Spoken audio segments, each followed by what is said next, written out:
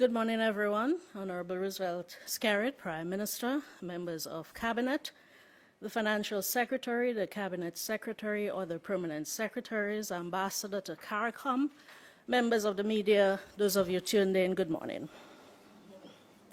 The Prime Minister has committed to these regular updates to the nation, and he is here again this morning to address you and to take questions from the media. Please welcome the Prime Minister of Dominica, Honorable Roosevelt Skerrit, with opening remarks. Thank you very much. Let me recognize my cabinet colleagues there, the senior public officers, very importantly the media, for always turning up. Because without the media, there's no press conference. So we always appreciate you making the time to be here. And of course, the viewing and listening public, good morning, everyone. And of course, thanks for joining us once again as we address matters of interest to the Dominican people.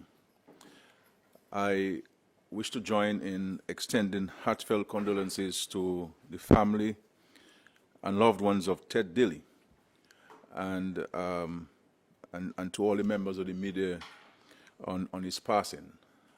Ted Dilly was a giant in Dominican broadcasting, a beloved voice that many of us grew up with. For close to 4 decades, his warmth and authenticity came through every broadcast.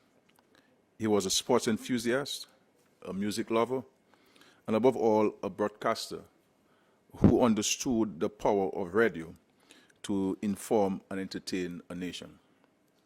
Affectionately known as the bosom buddy, Ted became just that to the people of Dominica. His infectious smile, laugh, and engaging presence endeared him to us all. On behalf of the government and people of Dominica, I extend deepest sympathies to his family, friends, former colleagues at DBS Radio, and the wider media fraternity. May his soul rest in eternal peace, and may we always celebrate the life of a man who gave so much of himself to broadcasting and to the people of Dominica. It is with deep sadness that I learn of the passing of my constituent, Tony Seaman of Pennville. I extend heartfelt condolences to his family, loved ones, and to the entire community of Pennville as we come to terms with this loss. Tony was a valued member of our community, and my prayers are with his family today. May Tony's soul rest in eternal peace, and may his family find comfort in this difficult time. I want to also place on record again my condemnation in the strongest possible terms of all acts of violence which bring pain and fear to our communities. Violence has no place in our society, and I call on every citizen to join in building a culture of peace and tolerance. As a government, we remain committed to ensuring the safety and security of every Dominican. In recent months, we have taken steps to strengthen law enforcement's ability to curb violent crime, including measures to address the illegal use of firearms and improve the resources available to the police force. These are important steps, but we recognize that more can always be done and more must always be done. We will therefore continue to support the police with the training, tools, and technology needed to detect and prevent crime and to bring offenders to justice. The protection of our people and the preservation of peace in our communities will remain a top priority for this government. I want to reiterate that while government will continue to take a zero-tolerance approach to violent crime, this is not solely a Skerrit matter or a government matter. It is the responsibility of every Dominican to play their part in protecting our communities. Parents, churches, schools, civil society, and the community leaders and the business leaders all have an important role to play in shaping values, guiding our young people, and rejecting the culture of violence. I continue to engage law enforcement in our efforts to tackle this issue. Crime and violence is a societal issue, and therefore it requires the whole of the society to play its part in resolving this challenge. But rest assured that this government will do everything within its power to ensure that we do not have an escalation of the situation in our country, and that we rid our streets and our homes with illegal firearms in Dominica. Of course, the police will speak more about this in the days ahead. On Wednesday, October 1, Dominica proudly joins Barbados, St. Vincent and the Grenadines, and Belize in taking a decisive step forward on a matter that has been on the regional agenda for decades. That is the full free movement of CARICOM nationals. It means that participating states will grant their nationals the right to move freely, reside, work, and remain indefinitely in the 4 member states without the need for a residency permit or a work permit. They will have the right to access public primary and secondary education, as well as emergency healthcare and primary healthcare services. The required legislative, security, and administrative measures to support this free movement will be implemented in the participating member states. Free movement allows us to fill gaps in critical areas, while giving our own citizens greater access to opportunities across the region. It is a win-win for all. I know there may be concerns about security or about the impact on jobs. Let me assure you, our systems of cooperation, vetting, and regional security will remain strong. We're not lowering our guard. What we are doing is removing unnecessary barriers that have, for too long, held back our collective progress. I am hopeful that our CARICOM member states, that other CARICOM member states will soon join us in this historic step so that we can realize the full promise of a true Caribbean community. To the people of Dominica, I say, embrace this change with an open mind. Learn as much as you can about what free movement means and the opportunities it can bring for you and your families. And this notion that which prevails, that you will see a dramatic move of people from one country to the other, has never happened.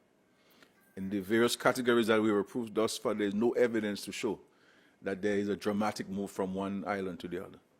And we cannot speak about integration. We cannot speak about solidarity.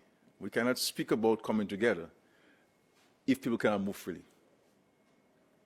And I think that I'm hoping that the rest of us within the Caribbean community can join on to the 4 of us who have taken this step to move forward with this, and that we have a full free movement of CARICOM nationals within our space.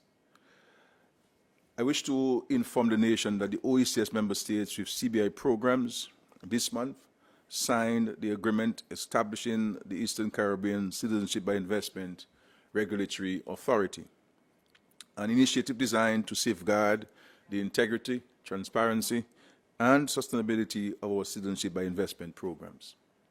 The establishment of the regulatory authority will ensure that our programs remain credible, secure, and globally respected. The authority will function as an independent regulatory body, which will develop and enforce uniform standards and procedures governing the operation of all programs across participating states. It will oversee the activities of agents, developers, promoters, and due diligence service providers, ensuring compliance with both regional regulations and international best practices. It will conduct independent audits, carry out ongoing monitoring, and issue clear guidelines, directives, and recommendations to maintain consistency and fairness. One of the authority's most important functions will be to set minimum due diligence standards and ensure their rigorous application. The agreement also provides for the creation of a centralized regional database to be managed by impacts. This database will consolidate all relevant data on applicants and their dependents across participating states. Its purpose is to strengthen regional and international security, enhance intelligence sharing, and ensure that our systems remain in full compliance with the standards and recommendations of the Financial Action Task Force and the OECD and other international bodies. The agreement, I believe, will be made available in full for our citizens to read, but it is my view that it is comprehensive in its scope and reflects the collective resolve of our governments to continue to maintain high standards. For Dominica, this step is entirely consistent with our long-standing commitment to uphold the highest standards of integrity in the management of our program. We are proud of the contribution that the CBI has made to our country's development. But we have always maintained that the success of the program depends on its credibility and its alignment with global best practices. We therefore welcome this regional approach. It is an important safeguard for the conduct of our programs and an indication of our willingness to act responsibly as sovereign states. Dominica is pleased with this agreement, and we will fully support the work of the new authority.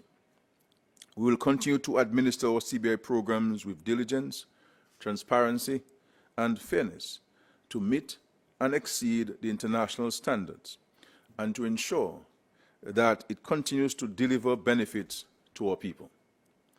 I believe with this new agreement in place, our citizens in the region, investors, and our global partners can be confident that the citizenship by investment programs of our OECS states are well regulated and sustainable. I want to place on record our Dominica's particular appreciation to the United States of America, both the State Department and the Treasury Department, and of course the Embassy in Bridgetown, for their extraordinary partnership and feedback and engagement in the finalization of this agreement, and also place on record our appreciation to the United Kingdom government for its feedback during the consultative process.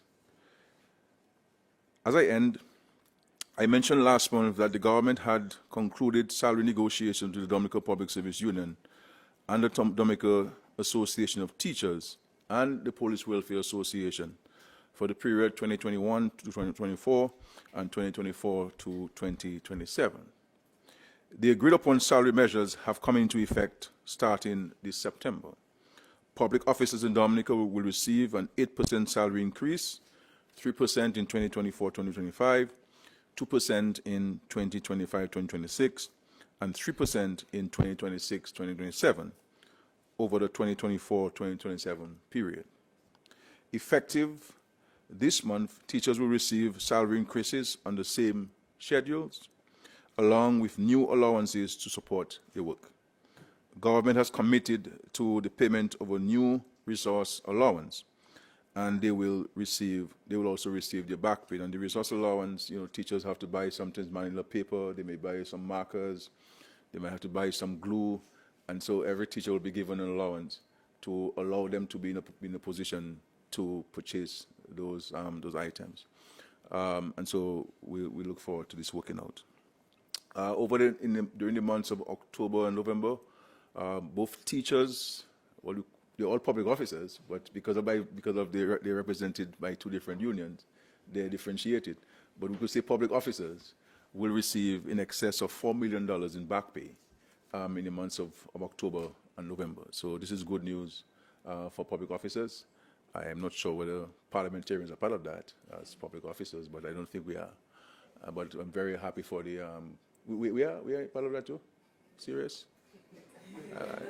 That's good news for me, man. But I'm very happy for that, and I want to really express my appreciation to the unions and to the Police Welfare Association for the professional and respectful manner in which they negotiate with the government.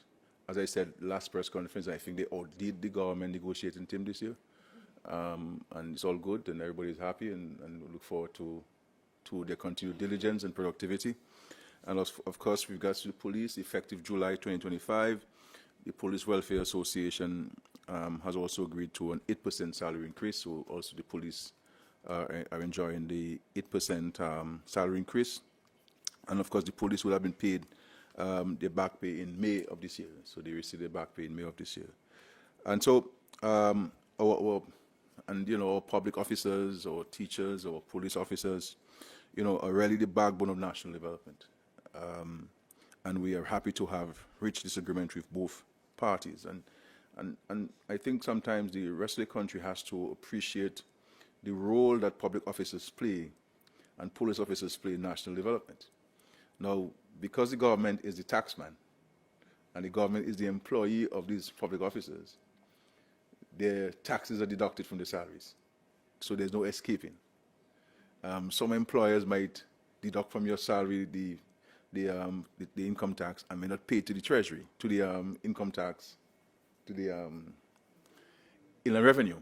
But with the government, it stays in the same hand, and so the income tax base is really sustained by the public and police officers. And this is why we must always find ways of improving their condition of work and ensuring that they can be in better positions. This is why we have the 2% government housing loan facility for the police and public officers. This is why we have reduced the price of land so that we can facilitate the purchase, and so make it easier for them to first buy land and secondly to be able to build a house and feel part of the efforts of national development. So I want to thank the leadership of the Dominican Public Service Union, the DAT, and of course the Police Welfare Association for the constructive engagement through this process. And I salute all public officers and so on. And don't mind Thomas later when you see him. Thomas is a nice guy, generally he's a nice guy. Though he has to represent his constituents, but as a human being, he's a very decent and nice guy, and always a pleasure working with him, and of course the Police Welfare Association and the DAT. So I will end here and allow for your questions. Thank you very much. All right, thank you, Prime Minister. We heard the Prime Minister. Curtis is already on his feet. Give me a minute, Curtis. We heard the Prime Minister speak about free movement, which comes into effect October 1, as well as the agreement signed by OECS member states in reference to CBI. Curtis is ready. I see M1 News is here in person, so it's about to be interesting. Curtis, go ahead. Good morning to you, Dion Dura Smith, and good morning everyone here at this room. My first question, Prime Minister, is on minimum wage. The government of Dominica announced a few months ago that a new minimum wage would come into effect on the 1st of October 2025. Can you now tell us what classes of workers will enjoy that minimum wage, or in fact, whether you are implementing this new minimum wage come October 1, 2025. My second question in this round, of course, I'll make way for Carlisle John Baptist in a while. My second question is on Vescott Jones, Prime Minister. Vescott Jones, a security officer at Douglas Charles Airport, lost his job a few years ago as a result of his action or non-action as it relates to crab acts. Somebody was leaving the airport or due to leave the airport with crab acts. Vescott Jones lost his job as a result. In fact, Lennox Linton was the one due to leave the airport with crab acts. He lost his job as a result, and I know you have intervened in the matter. That matter has been with tribunal for a number of years. Can you tell us now, Prime Minister, whether in fact the government has taken any decision recently on Vesco Jones. And I will just ask a third one before Carlyle comes in, very eager to come in, Carlyle John Baptist. The other question has to do with the free movement of CARICOM nationals from 4 countries. You announced it again this morning. You did say that the Parliament of Dominica would meet to discuss the free movement. Is that a requirement? Is that going to happen, or we are going to go into the free movement without the Parliament meeting? I can now turn to Carlyle, and the Prime Minister will answer.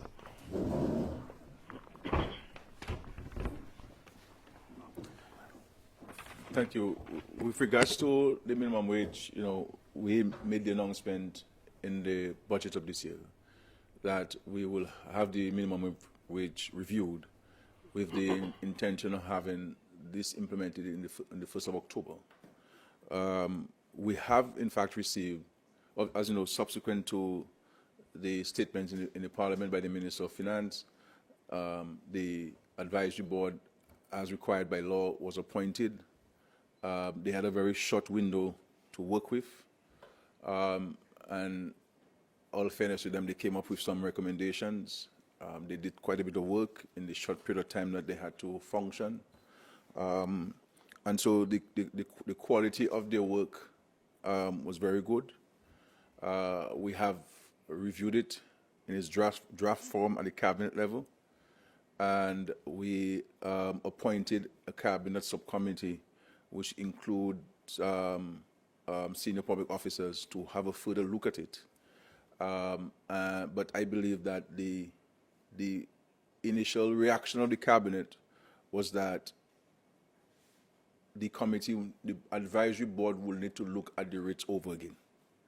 I think what the committee has done is that they looked at the entire region, what everyone is offering, obviously taking into consideration the domestic situation in Dominica, and to juxtapose it against all of those. And so what they did, they came up with a regional average and placed Dominica somewhere before the regional average.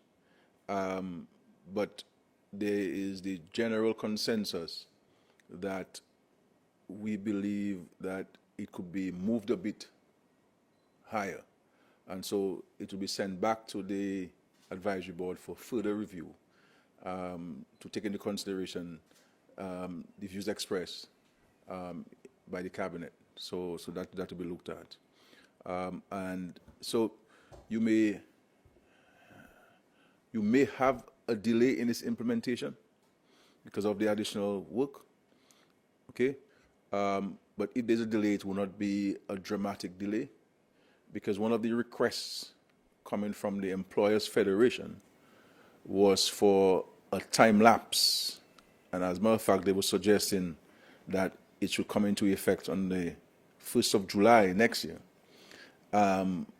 to allow for the transition.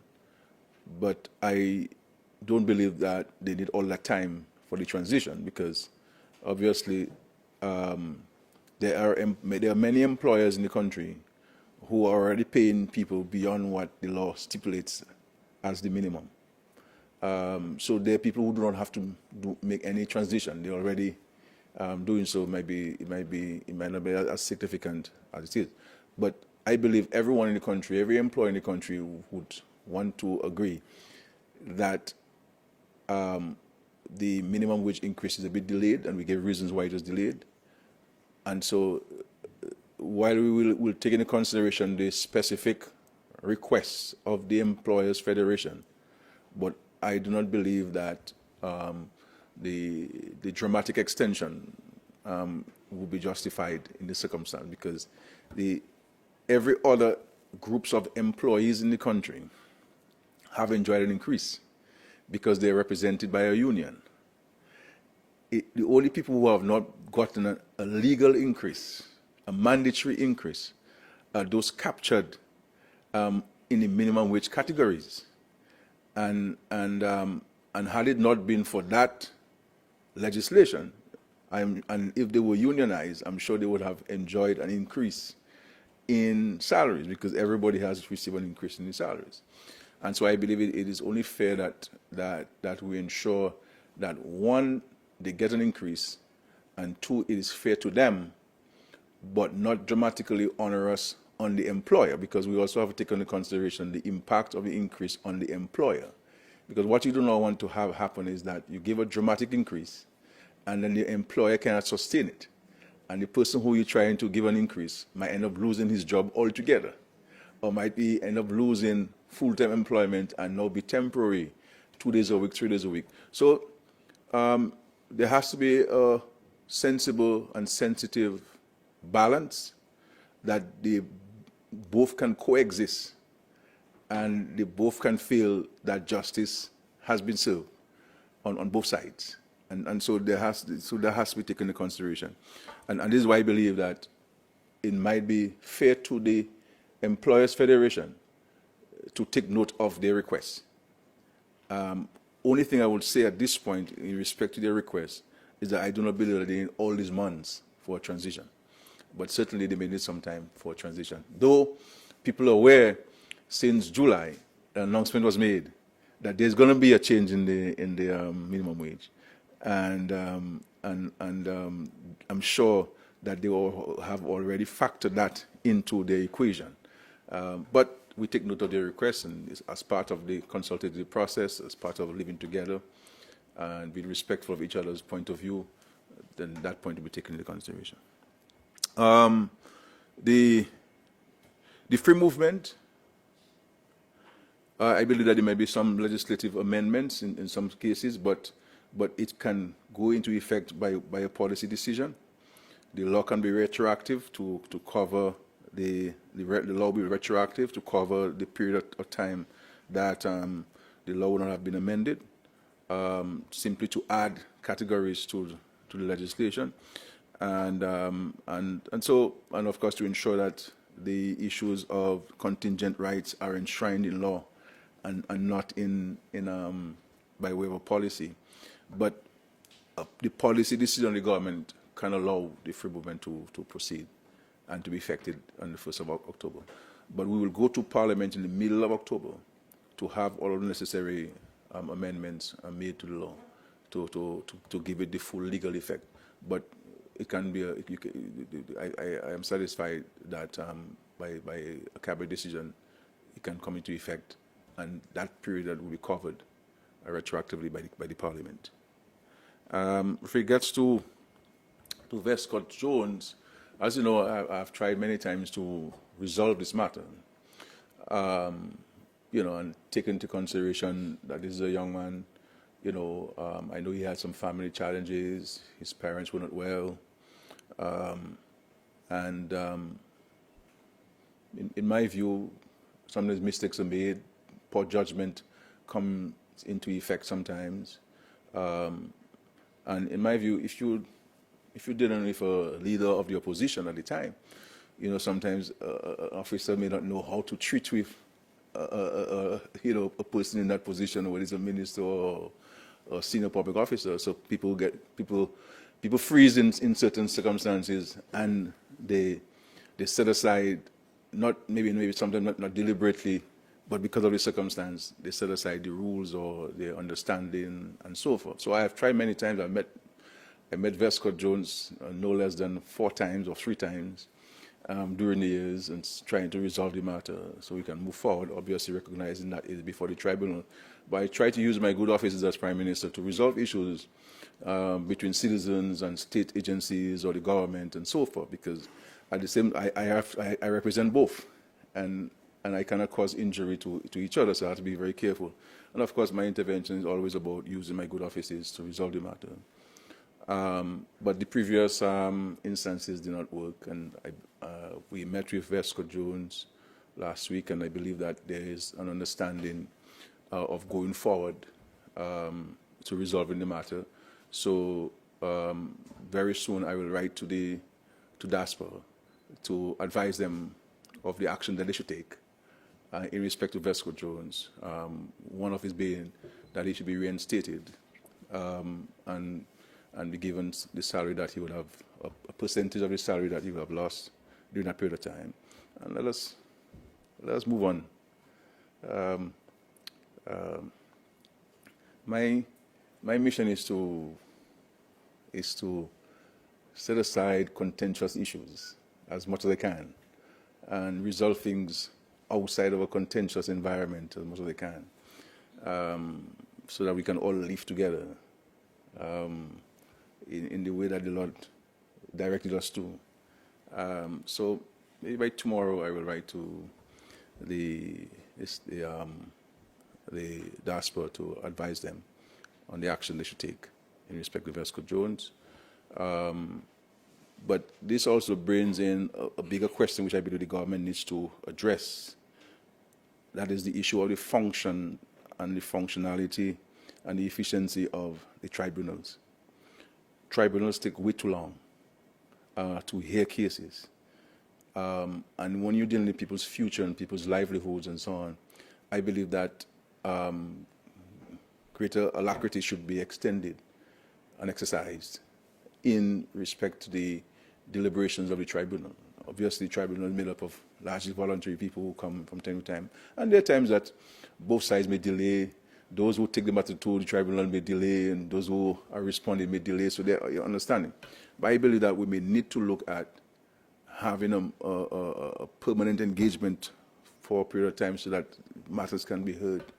Or when you have a tribunal, engage those persons during the period of the tribunal on a full-time basis, so they can come throughout the day rather than the evening or afternoon or after the day's work or after they've done something else. So I think we need to find a way of causing those tribunals to be more efficient and effective, because, I mean, I remember the situation with the ports, how long it was, 20 years. That should not be the case. I don't think that that's what the drafters of the law envisaged, that a tribunal would take so long to hear a matter one way or the other.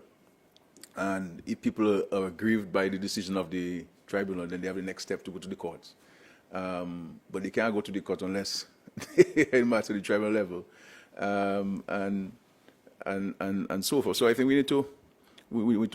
I think these things bring up issues that we need to pay attention to, and to see how we can move it moving forward.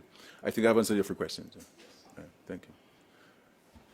Sorry for being long. I think this question needed a little explanation, so I try to be brief sometimes, but yeah, please, Sky. Prime Minister, my questions are, do you believe there is division within CARICOM as it relates to the U.S. presence near Venezuela under the pretext of fighting drugs, and also given the fact that the U.S. has not responded to the letter sent by the CARICOM foreign ministers to Rubio when the U.S. started building up its military might near Venezuela? Question 1. Question 2, do you agree with the Trinidad and Tobago's Prime Minister that the Caribbean is a zone of peace, which may be nothing else but a farce? And what is your position or that of your government on that issue? And my third question is, during the negotiations between the police and the government team, it was proposed that special constables will be brought into the police force as full-time police officers. Would you possibly have an update on this development?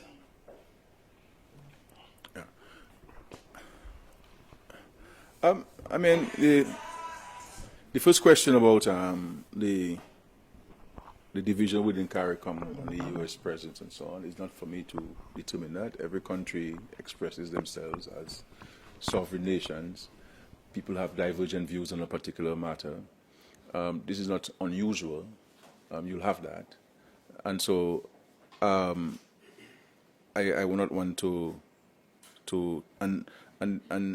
and a delayed response by Secretary of State, and there's no issue there. Sometimes people write to us, we never even acknowledge the letter for how much to respond.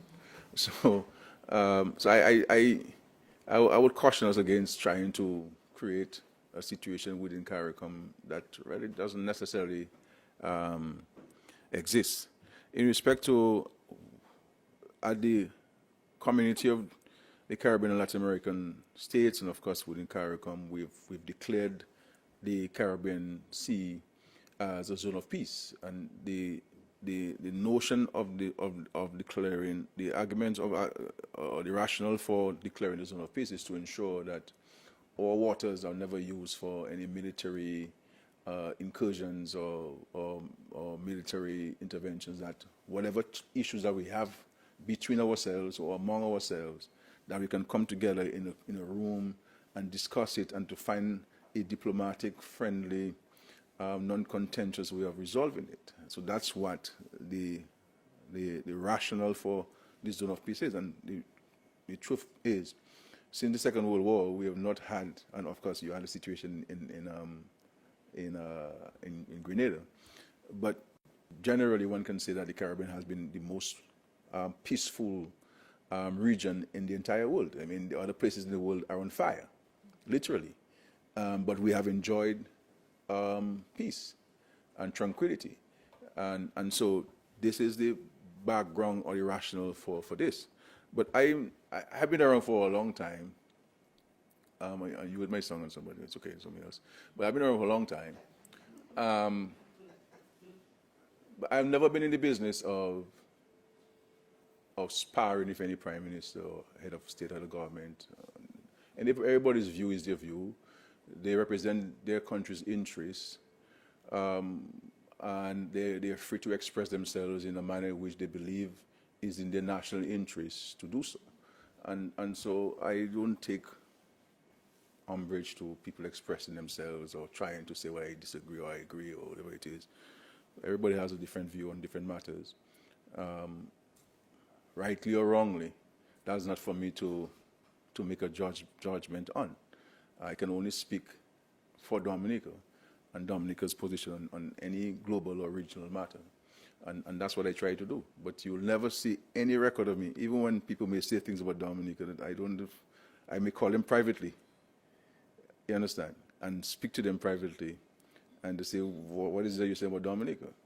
But I will not go on to respond publicly and to shout across the Caribbean Sea. And the reality is, every single CARICOM country is extremely vulnerable to all kinds of shocks, all kinds of natural disasters. We're not islands unto ourselves. We're not continents. We don't have this largesse that any one of us think that we have. And as we have seen in experiences, in a twinkle of an eye, all what you have built for all of these centuries can be washed and blown away by a natural disaster. And so we all have to lead our countries with humility and recognizing that we're just passing through. And that's what I do here. That's the hope. But we have to be careful that we don't try to sow seeds of discord and disunity and contention among ourselves and between ourselves. It's not good for anybody in that manner. Negotiations with the Police Welfare Association in regards to special constables. I believe that the understanding was that those who meet the requirements, because they're minimum requirements for you to join the police force. Because as you know, when police constables, the idea of police constable came about, it was never to be engaged in a full-time basis.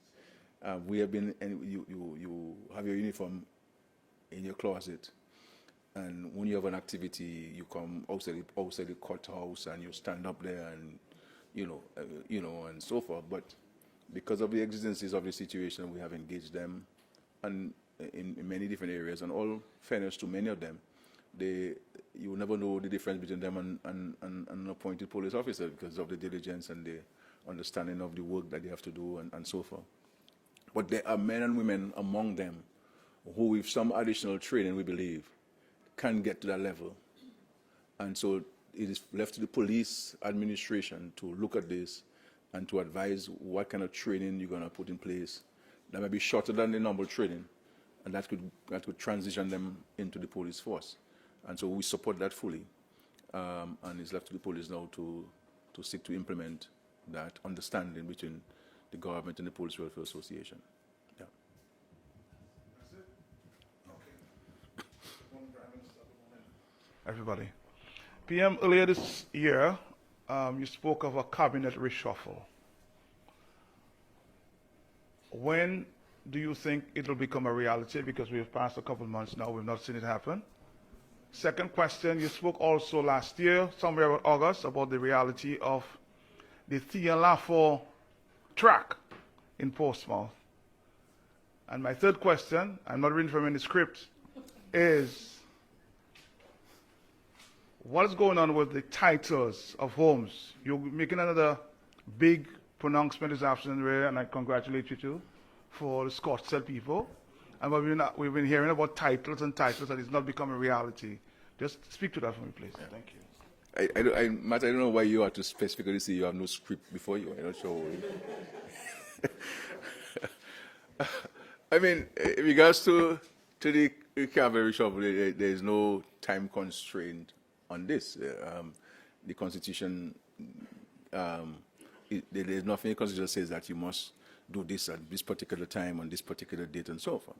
I mean, it will happen when the Prime Minister decides. It will happen. And life continues. What continues, there are issues that we're seeking to address within the government that we continue to address. And when it comes for reassigning ministerial portfolios, it is expected that ministers will continue to carry the duties, but there's also collective responsibility that we continue to carry out. So it will happen when the Prime Minister decides, and I'll advise the President, and then we move forward. So I don't think people should make a huge issue out of this, and it will happen at the appropriate time. Okay. The TLF track. As you know, we have a commitment for some funding from the International Athletics Association, and of course, the government has moved with the acquisition of land in the Point Round. There are some studies have been done. I know the Ministry of Sports had discussions on Friday, Thursday last week, I believe, looking at, because what we're seeking to do is to have a master plan developed for that area.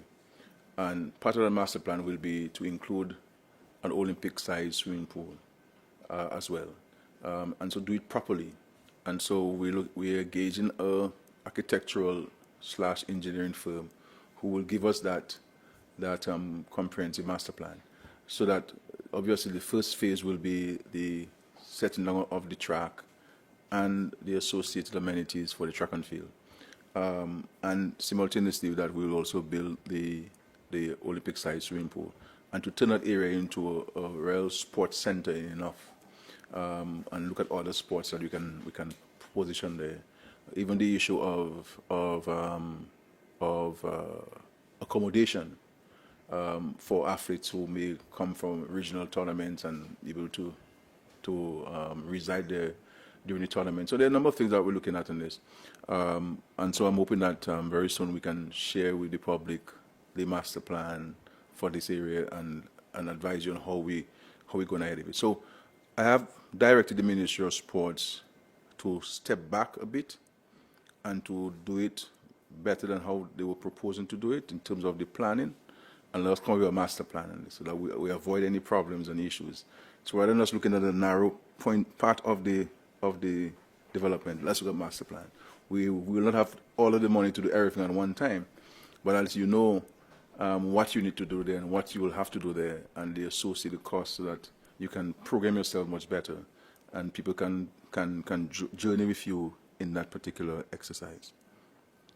Titles by for the homes given, there is an undisputed position of the government that the people will receive their titles, and there is no government that can change that. Okay, it's a commitment to the people, and all of us understand the complexity sometimes in getting a title. It is not just saying, look, a title. The title has to be defined with boundaries, and also every lot must be properly surveyed, because you need to have precise boundaries. You need to know who is your neighbor, you know who you're boundary with, etc., etc., etc. And then you also have the further complication of strata titles, where you have apartments, and then you have to go and give everybody a title and the conditions of those titles, etc., etc. And so we had attempts at the Attorney General's office where state attorneys were providing support in that regard. But recognizing the limited resources that the Attorney General has in terms of human resources, sometimes matters come up that they have to redirect those human resources to emergencies before the state. So what the Cabinet has done in its deliberate judgment and determination is to engage a state attorney exclusively to the Ministry of Housing for that particular purpose. That is to facilitate the titles for persons who would have gotten government properties. And significant work has been done by this young attorney. I want to commend her. And I want to, actually, when she came to see me, she's the one who suggested that, look, Prime Minister, I worked in the evaluation unit before I went to study law, and I don't mind helping in this area. And I said, well, great. And then this is how we end up putting her there. And so she is intrinsically motivated by this and committed and has a particular passion for this. And when you have passion, 80% of your work is done already, you know. And so far, we have 26 titles for the PD7 people who are residing in Belleville-Chopin. So very soon, 26 families will receive their titles. What I've asked the Attorney General to do, because as you know, there are fees associated with this and so on, I've asked the Attorney General to look at the legislation and to see whether we could make either an amendment to the legislation, right, title by registration legislation, or what I preferred, a separate piece of legislation to treat with people who are receiving those properties, because some people would have received them based on humanitarian grounds, on their social circumstance. People would have received them because they had to be relocated. People would have received them because they had to be compensated, etc., etc., etc. And so we need to look at a piece of legislation that deals with this particular circumstance, separate from the title or registration and so on, to sort of remove the additional processes that are required by law there and so forth. So we're trying to see how we can truncate the situation, but also respecting people's right to property, etc., all of these issues. And so that's been looked at. But that notwithstanding, we continue to move ahead under the existing legislation. And so 26 titles are almost ready, and very soon will be handed over. So this is great news. So we're making movement on this. But you know, Matt, we came from a situation, that's on a side note, where people say, one, Skerrit shouldn't give people homes. Then Skerrit gives somebody a home. Well, they say, look, Skerrit will never give you a home. You can wait and you'll not get a home. That's what they used to say to people of PD7. Where Skerrit going to get all the money to build all those homes for PD7? That's a joke call. You never get a home. Best go back to PD7. When they got the homes, they tell them, well, you have a home and you have no title. You understand what I'm saying? So I want to hear what they will say when they get the titles. I think they'll come up with something. But we're committed to that, and there's a promise made. And you will see the record, Matt. You know me for a long time. You, Rose, and myself, we used to travel together. So you know me for a long time. And Carla too. So when we make a promise, we do keep it. It might take a little longer, but we do keep our promise. And that is why the Dominican people know about me. I want to make a promise, I keep it. And it may come a little later than people expected, but I do ensure that. That's why I do make promises I can't keep. Yes, Imo News, please. Good morning, everyone. Can you clarify whether teachers at the private schools will get the allowances as well? And whether principals of these schools will also benefit from the mileage allowance? That's question number one.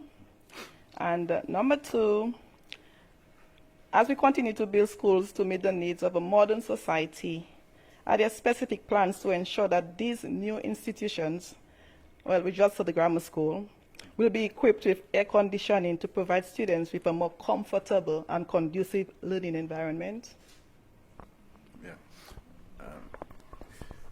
With regards to private schools, the law does not give the government jurisdiction or the Ministry of Education jurisdiction over private schools.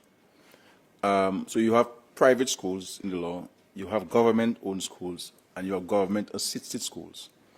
And even in respect to government-assisted schools, we don't have jurisdiction in terms of the terms of condition.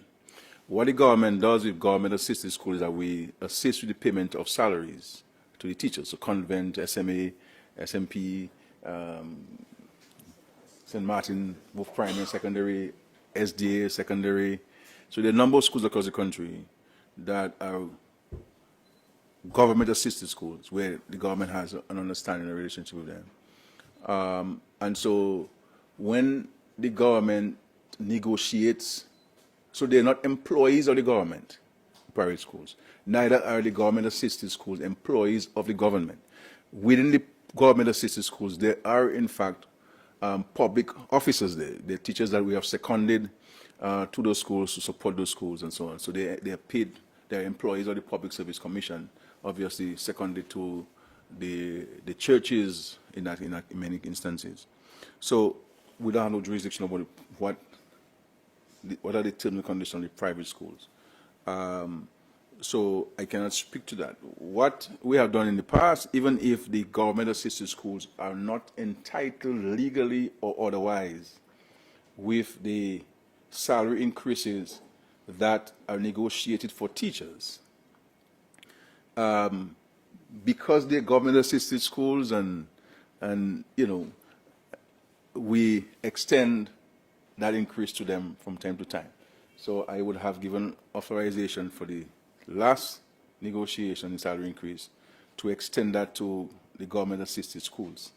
Okay, but the private school would need to have more clinical assessment and evaluation of it because they're completely outside of the jurisdiction of the Ministry of Education, except for the quality of the tuition, the et cetera, et cetera. There's no oversight control in terms of the terms of condition.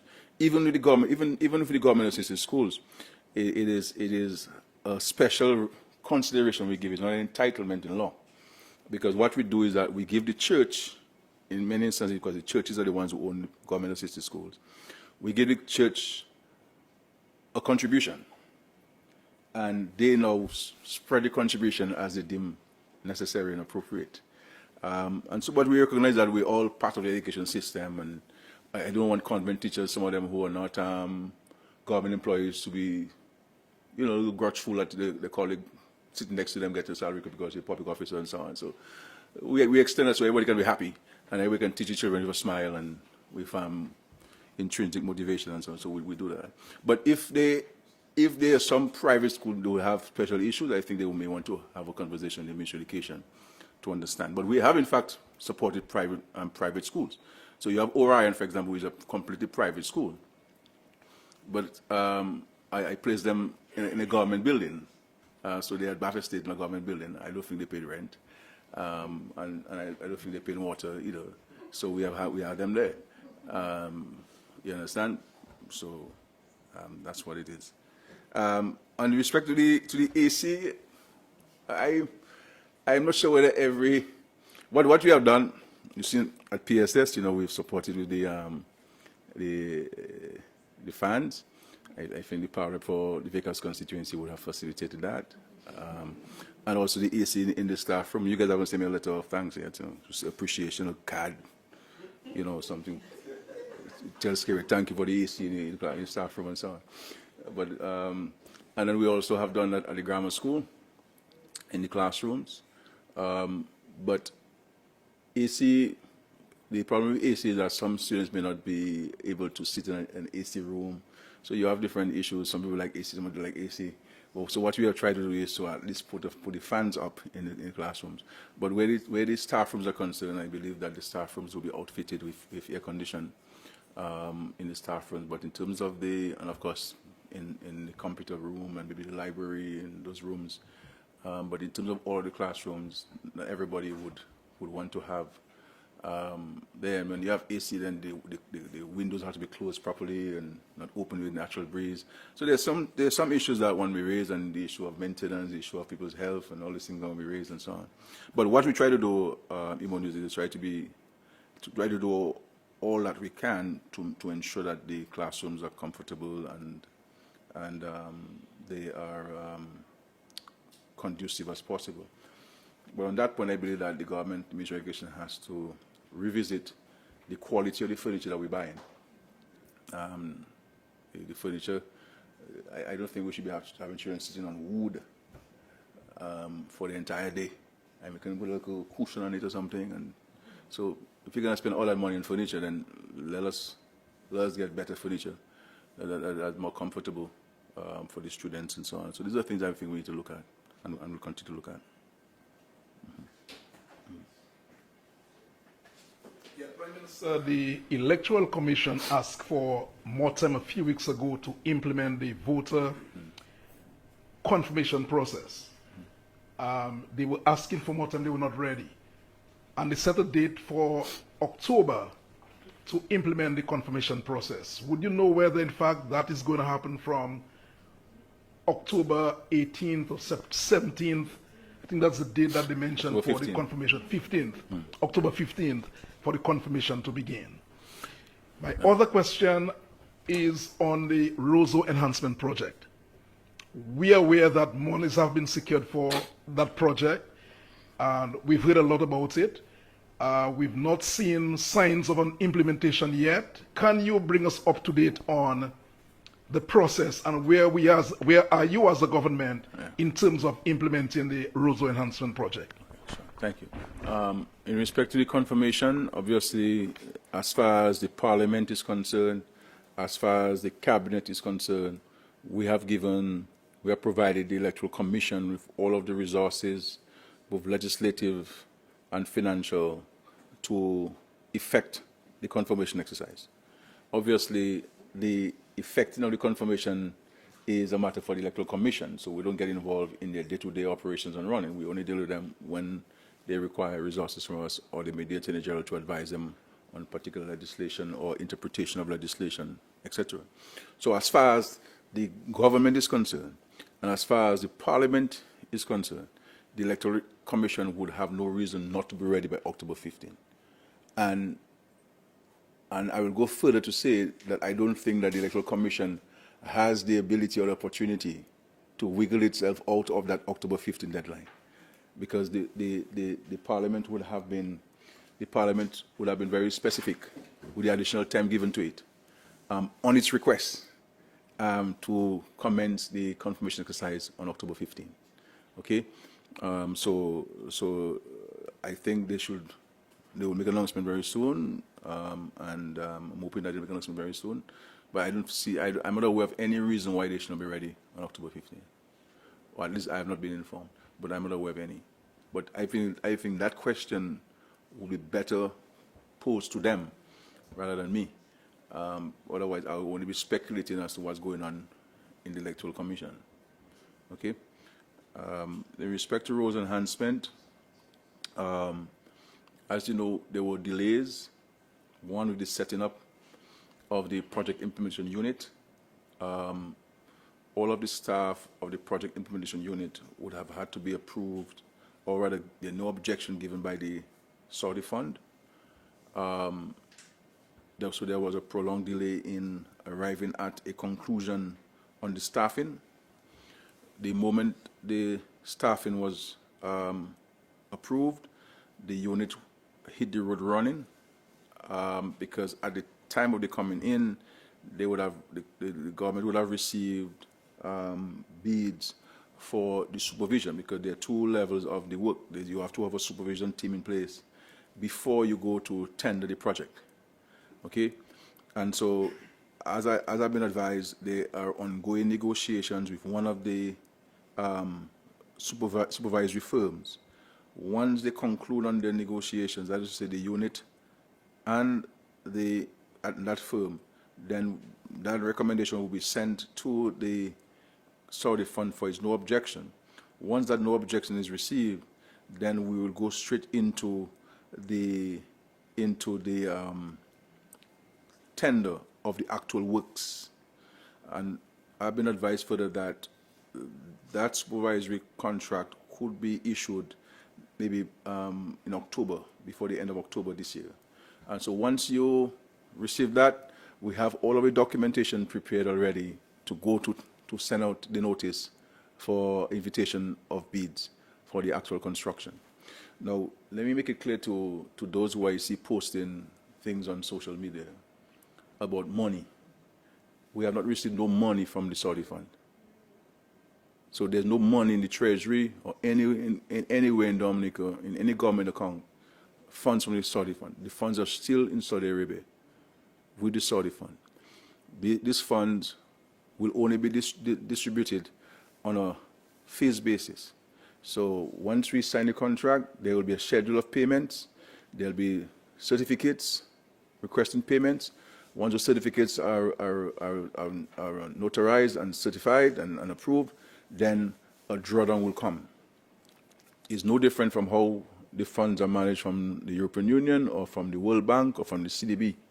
That is why there's a supervisory firm that will have to sign on and say, yes, pay this $1 million and so on. So this idea of where the money gone, that some idiots out there trying to put out there, you know, because social media has still all kinds of idiots into all kinds of experts. You understand? And so there's no money received by the government of Dominica thus far in respect to this loan of $40 million. Zero. So the idea of notion of where money gone, let us understand. But let me make it very clear that in respect to Roso, the $40 million is an extraordinary investment because the government recognized the importance of the enhancement of Roso. And remember, when we started doing the Roso enhancement project, people were criticizing the bridge is part of the Roso enhancement. The promenade has become now the premier entertainment spot in the country for tourists and local alike. Just criticized. And the works that we did along the KFC there, and the planters we put in there, and all those things, all of this are part of it. The only reason why we had not implemented the other phases of the Roso enhancement because hurricane came, and then COVID came. But we started using our own CBI funds to implement aspects of the Roso enhancement. So the other phase are the roads. That's why we have taken monies to do some of the critical roads in Roso. The sidewalks, redevelop the sidewalks, cover all the drains, we're trying to put all of the cables and electrical lines underground to build resilience in the city and the aesthetic beauty of the city, and so that someone can use a wheelchair from Astafan down to the Bayfront without having to go up and down. That is what we're seeking to achieve. So those who are talking about Roso enhancement, there's no other government that has spoken about Roso enhancement and have done anything about the city than us. You understand? Than us. And so this is part of it. And so we are even more anxious in the government, and the parliamentary rep for Roso is even more anxious than everybody in the country in respect to the commencement and the completion of the Roso enhancement project. Because as you know, the Parliament for Roso has championed this project even before taking up office as the Parliament for Roso Central. And so we're not talking about we're going to look for money to do it. We have funds to do it, and we are committed to ensuring that that is done. But when you borrow money from an institution, there are some procurement rules that you have to follow. That sometimes it is not it is more rigorous than the rules that we follow in terms of our processes, because we're the ones who will approve the unit and the management stuff and so on. But so there are issues that you'll always encounter. But the fact is, we have the funds required for this. It's not for us to go through the procurement processes and to have it implemented. I can tell you that I want to see this project because this is crucial. enhance the safety of the city, the aesthetics of the city, the cleanliness of the city. You will not be able to address this stench in Roseau unless you address the reconstruction of the drains, and that you have now. When you do that, this is where now you're going to put in very strong regulations on the restaurants and bars, and in terms of the grease traps and all of these things that contribute to the stench. And then we're going to be building washrooms in strategic points in the city, public washrooms, so people have no excuse. There'll be public washrooms that will be manned by people during periods of time, so that we all have to play our part. So, insofar as the government's role, we will fulfill our responsibilities towards the enhancement of the city. But in terms of keeping the city clean, it's everyone's responsibility. Everyone's responsibility. I'm on my second thing, Prime Minister. Yeah. The Windsor Park Stadium lighting, do we have a latest update on that and on that project? And are you satisfied with the pace that work has taken thus far? Because we have the Quail Festival coming up, and it seems that lighting is becoming another nightmare. The Dominica Unit Trust Fund. I've been asking about that unit trust fund for a long time. Persons invested in that, and questions have been asked as to when will people finally reap their investment, because we're just not hearing anything about that. And I have a next question is delayed payment of the NEP workers. They've been asking that question, why lately they've been receiving, well, I have to say their salaries late. And according to some of them, they also have commitments. And my final one is, can you give us an update on the appointment of a police chief, since the post of police chief has been vacant for a while now, please? The issue of the lights of your city, the Ministry of Sports can give you a longer response to this. And so they'll be in a better position than me to tell you whether the works are being done efficiently or effectively, because they would have some details on this. My only disappointment is that it appears that the lights won't be ready for independence.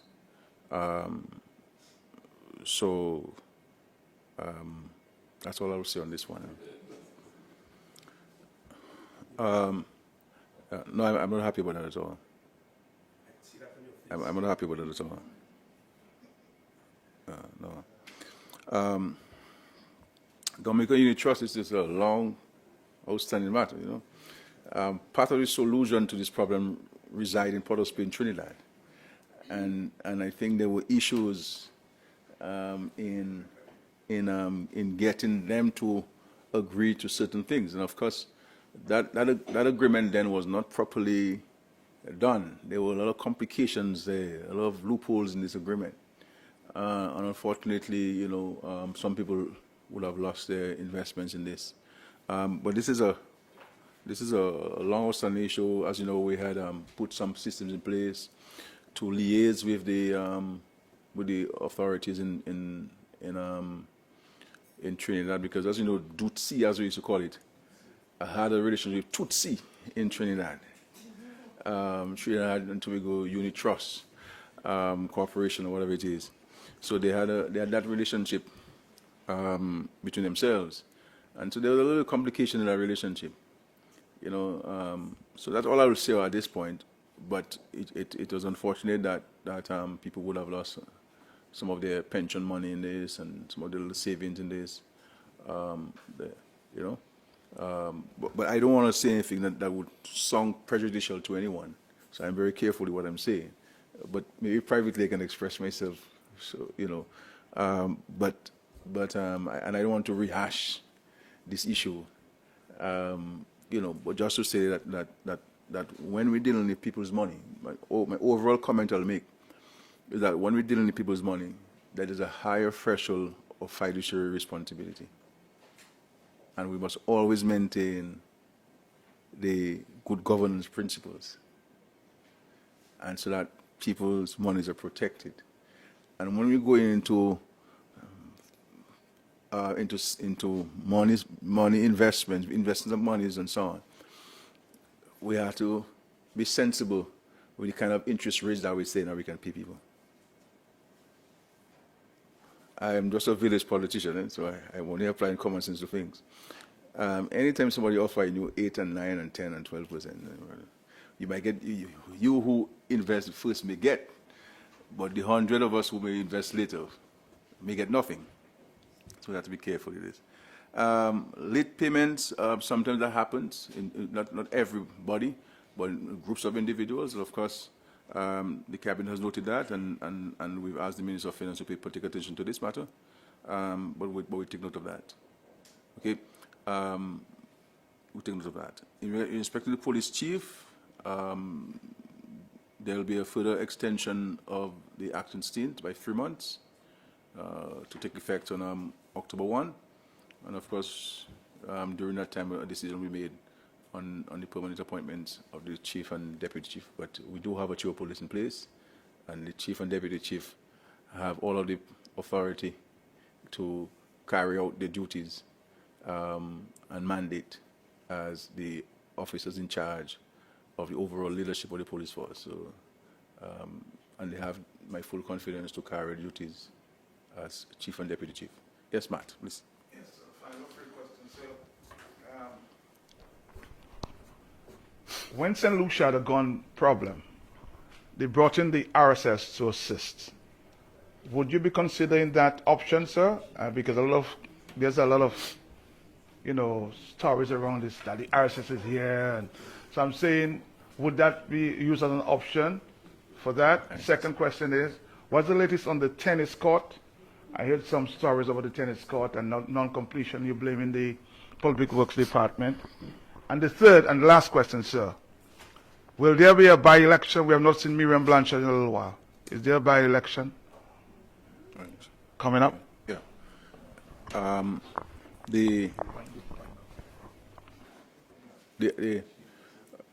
As we have said before, that the security of the state and the security of the citizens and residents of Dominica is our priority number. If the country is unsafe, then everything else will fail. And we do not want to have a situation where in Dominica we cannot drive freely or go to the beach or go to the river or afraid to walk the streets. We have to ensure that this doesn't happen in Dominica, and that the respect for life is paramount, and that the condemnation of violence and the presence of illegal firearms in our country does not become commonplace. And as you know, we announced a set of measures to either eliminate or curb the presence of illegal firearms in the country. And I made it clear openly, and I meet a lot of people on the streets, and I say to them that marijuana is illegal under law. But this is not a priority fight for the state. The priority fight for the country now is firearms, illegal firearms.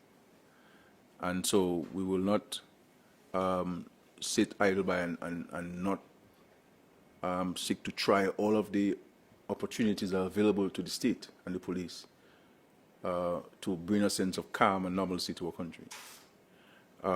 While we recognize that the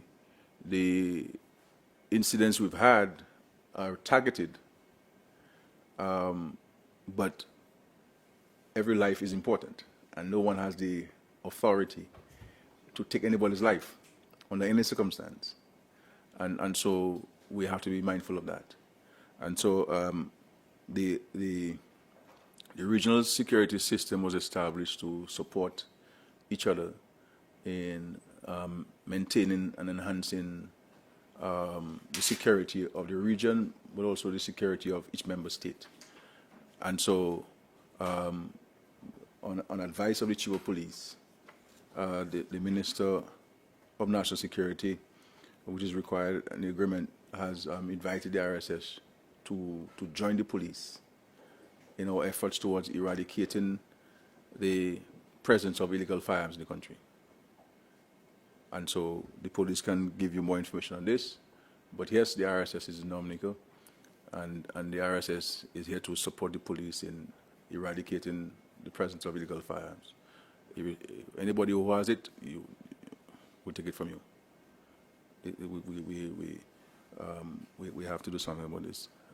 And one may say that it is just a few murders, but every country started with one, and it got to 15, and it got to 25, and it got to 67, and it got to 100, and it got to 600, and so forth. We only a population of 70,000 people. But at the end of the day, for us as a country to curtail the gun-related incidents will require the cooperation and the involvement of everyone in the country. So this idea of what Skerrit doing or what the Parliament Ports of saying and so forth, everybody in Ports of knows who has guns and who's selling drugs. So what are we doing too? So yes, the Parliament will say something, and the Parliament has to say something because the Parliament is part of the solution. But we have to start looking at ourselves and say, what can I do? So we have to stop looking at what somebody else should be doing and what can I do to solve the problem. And I think that's when we start looking at ourselves, what can I do, then we'll start owning the challenge, and we'll start finding that we have a contribution to make towards this and so on. Okay, the tennis court has been paved.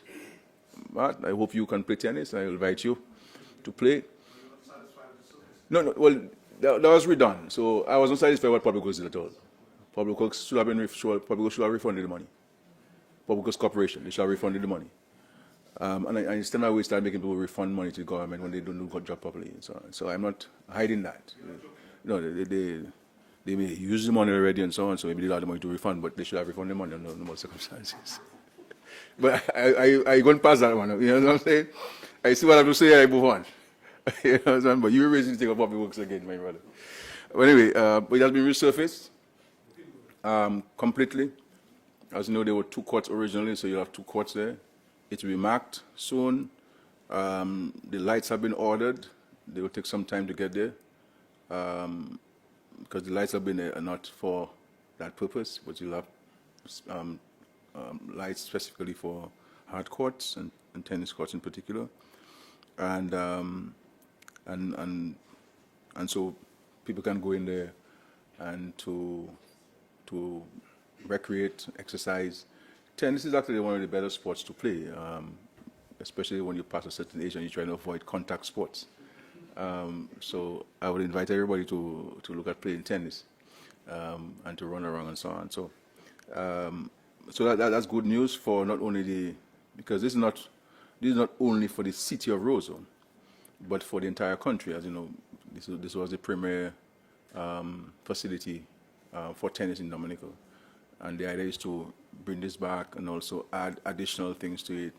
You know, where the tourists can come, can get tourists off the boats, and they can go and play tennis there, and they can pay to use it, and they'll buy food and they'll buy coffee, and you'll have people selling the crafts and turn it into a nice little cultural center where you can have performances for the tourists, and you know, so you can really do there. And I'm hoping that Ministry of Tourism, Ministry of Culture can join forces with the Parliament for Roseau and to make it a national center rather than just a Parliament, Roseau Central Parliament endeavor, and to get it to be a national living, because there are huge opportunities there, and spread the tourists who come into the country and create this ambience where you can have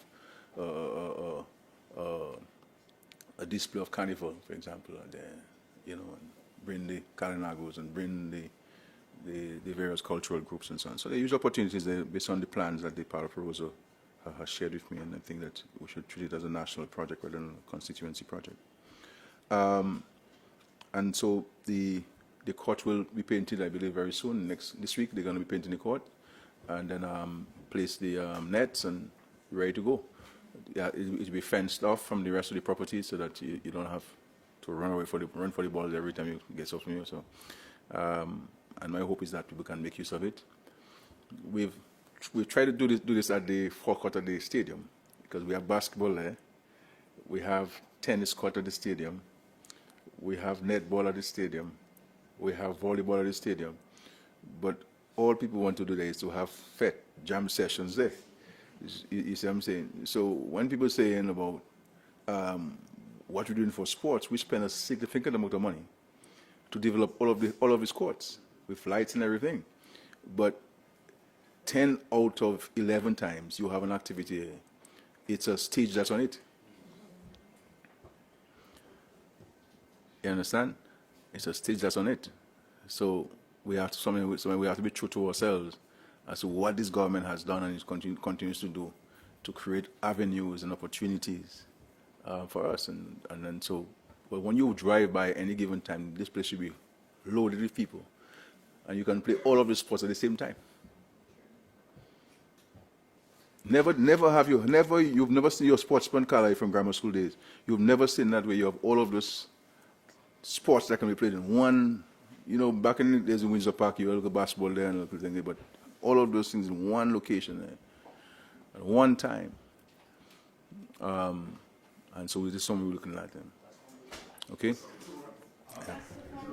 Yes, I'm told it's the last question. Yeah. The last two, I'm told. Yeah, Prime Minister, can you explain why Dominica has not been able to restore visa-free access to the UK over the last 3 years or so? And we have been informed that Marshal Alexander has been appointed the senior Met officer. He has been around for some time. He's acted in the position for a long time. We know Itoma James was the one acting when he went out to study, but news came over the weekend that he, in fact, Marshal Alexander, in fact, has been appointed the senior Met officer. What do you think it means for the office, and can you explain the processes involved? I think you said it's the last two? Yeah. Well, yes, and Kalai wants to ask about the RSS. How long will they be here?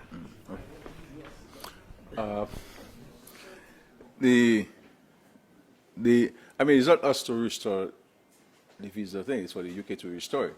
At least we continue to engage them. I'm hoping that by our conclusion on this regional agreement and the legislation that we will bring to the Parliament, that the United Kingdom will take those things into consideration and restore the visa-free regime for Dominica.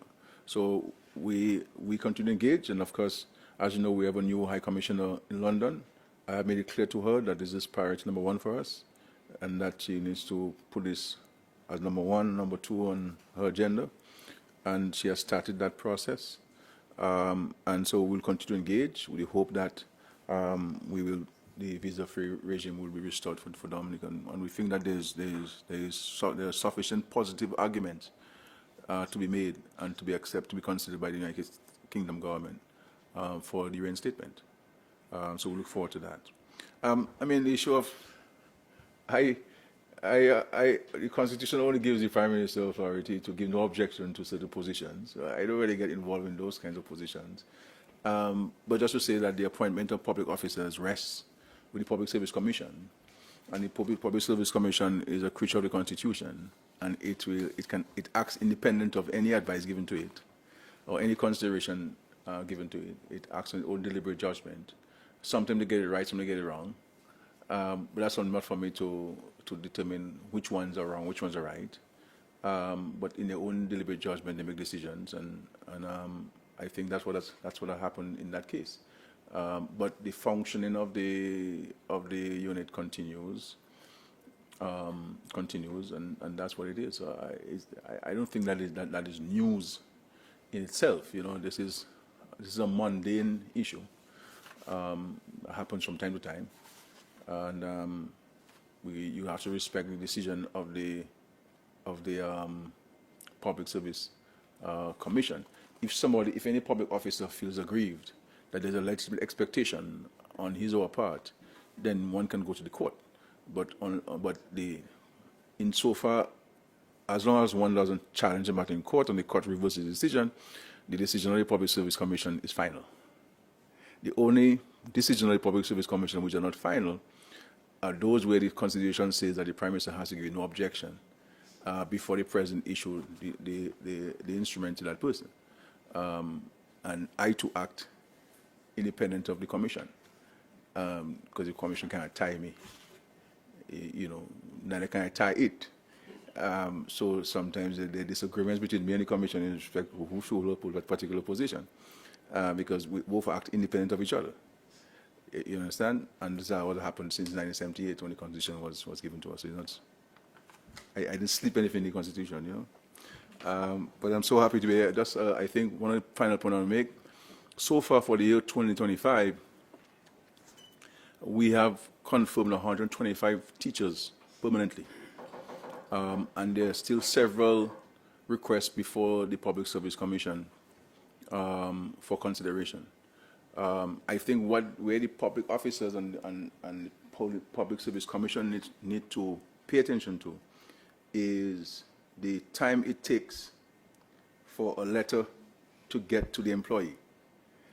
It takes too long because someone came to me and inquired about the appointment, and when I checked, a decision had been taken for that person's appointment in April, and we're in September, and I think that's a long time. At least a word should be sent out to the person that you have been approved and you get the letter. So we need to improve our communication there, because April to September is a long time in a small department, and so we need to work on that. So far 125 have received the letters, and there are more to come. The idea is to, and that's just for the teachers, the police as well. Several appointments were made, and the rest of the public service, several appointments are made. But it sometimes it can be voluminous work, and sometimes the commission meets, I believe, once a month. Sometimes they do things round robin, but I don't think once a month is sufficient. And I think the commission may need to look at its mode of operation and see whether twice a month might not be better. So every fortnight you meet, and you can push things much faster going forward and so on. But I want to say to both the police and public officers that this is something that the government is very concerned about, that people being in an acting position for too long, a temporary position for too long. The idea of giving somebody 6 months, 6 months, 6 months, 6 months for 8 years or 5 years is not fair. And it almost borders on an injustice where that position is vacant. Sometimes you have a challenge where people are on study leave or people are seconded. So this is why the cabinet has taken a very deliberated on this matter and taken a very clear position on the secondment issue, that there must be a limit. So sometimes you cut somebody's secondment and the person believes that you have an issue with them. But you cannot appoint the people below who are acting if that person continues to be seconded in a senior position. So the secondment affects the permanent appointment of many people. Send people on special assignment and extended study leave. Sometimes people get their green card and they want to see whether the grass is greener overseas, so they take a whole year or two on special leave. So there has to be, you don't mind facilitating somebody. You understand? It's a small society, it's one big contribution, give person 6 months, go and see what's happening and so on. But it can't be so extended. You have to decide where you are. You can't be in the public service and still outside. And then people who stay there are being affected because they can't get a point because you hold on the position. And so these are some of the issues that the public service has in advancing the recommendations for people appointment.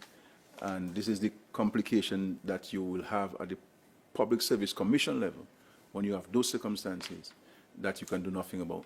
And so with the new legislation that's coming on stream, all of those things are taken into consideration so that it is clear for everybody how you're operating and more transparent in how you're operating and what you can, as a public officer, be expected in terms of special considerations in those circumstances. So there's some complications here. And of course, you have the issue of people not doing the assessment, evaluation, which is a requirement for the Public Service Commission to give consideration. So you have supervisors who don't write people's EAR, do you call it? ED? EAD, I can never say that thing properly. And then that person retires, that person goes on leave, you know, and in some cases that person vexed with you subordinates, and so they don't want to touch that person. There's a lot of big issues, you know, Kala, you have to deal with, you know. A lot of village issues, you know, you have to deal with on this issue. But thank you so much, everybody, for being there. I wish everybody well, and let's continue to work together. Thank you very much. Thank you, everyone. Thank you, all of you who turned in. We had a full house today, and I was told the viewership online was quite high this morning. So thank you, everyone. Next time, I will alter the room. We can have us get the ministers to stop. So next press conference, there will be 3 ministers who will be at your disposal, okay? So they'll do some short presentations, they will answer questions and so on. So I'm going to step back. And then the ministers stand forward. I leave you to ask them some questions. Sure. Thank you. Good morning.